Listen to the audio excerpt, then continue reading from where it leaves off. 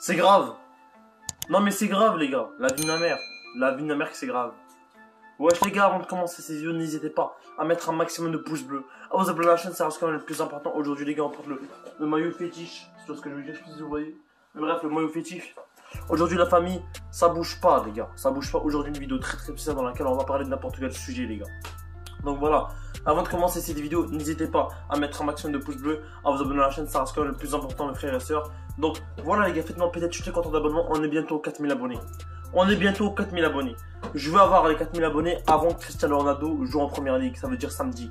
Donc voilà les gars, faites-moi péter les compteurs d'abonnement, faites-moi péter les compteurs de pouces bleus, ça me fait extrêmement plaisir mes frères et sœurs.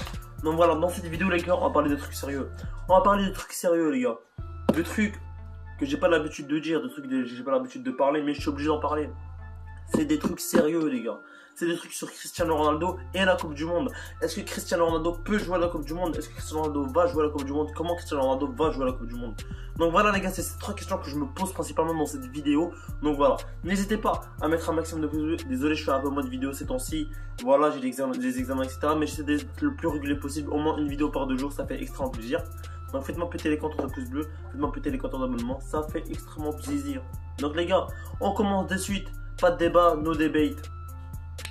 Donc tout le monde le sait, Cristiano Ronaldo a perdu contre la Serbie ce dimanche. Ce qui a fait du Portugal qui ne sont pas qualifiés officiellement pour la Coupe du Monde. Ça veut dire que le Portugal n'est pas qualifié pour la Coupe du Monde pour l'instant. Et c'est chaud. C'est chaud les gars parce que pour pas être qualifié à la Coupe du Monde, pour une équipe comme le Portugal c'est compliqué. Mais ils l'ont déjà vécu en 2014, ils ont joué les playoffs et ils l'ont gagné contre la Suède en finale. Donc voilà, ils ont gagné avec un triplé de Cristiano Ronaldo. Les vrais le savent. Voilà, triplé à la dernière minute, tu connais, ça bouge pas. Donc voilà, Cristiano Ronaldo a quand même sauvé le Portugal en 2014 et les a permis de jouer à la Coupe du Monde 2014.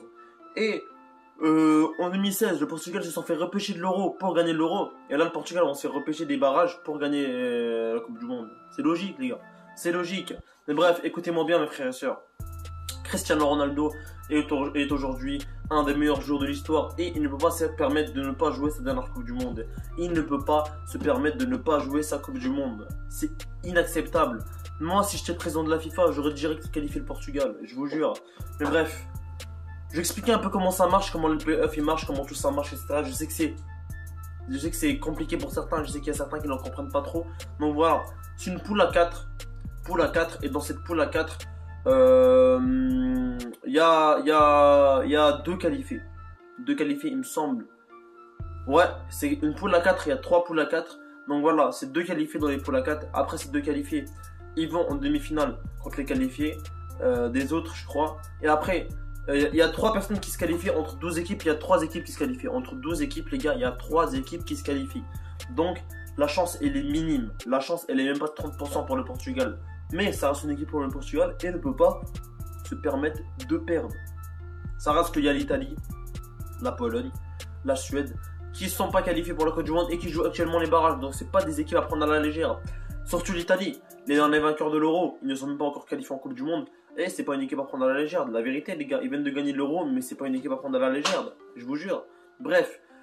Le Portugal reste tombé dans un groupe à 4, comme toutes les troupes, et doivent se qualifier au moins dans les 2 premiers. Ils peuvent se permettre une défaite, mais 2 victoires ou une égalité et 2 victoires. Bref, l'important c'est qu'il faut gagner les 3 matchs de poule. C'est ça le plus important, c'est ça qu'il faut retenir. Ce qui n'est pas un truc énorme pour le Portugal. Mais après les gars, chaque match est comme une finale. Chaque match est comme une finale. Ça veut dire que Ronaldo aussi, il passe les matchs de poule. Il doit jouer les demi-finales. Et les demi-finales, c'est comme la Ligue des Champions, les refs. Hein. Il joue le match, la même sensation. Parce que là, s'il ne gagne pas la demi-finale, il est officiellement pas qualifié pour la Coupe du Monde. C'est la vérité. Et on va dire si Cristiano Ronaldo gagne la finale, il est en finale contre la Suède. En finale contre la Suède. Ici, il perd, on va dire il est en finale contre la Suède.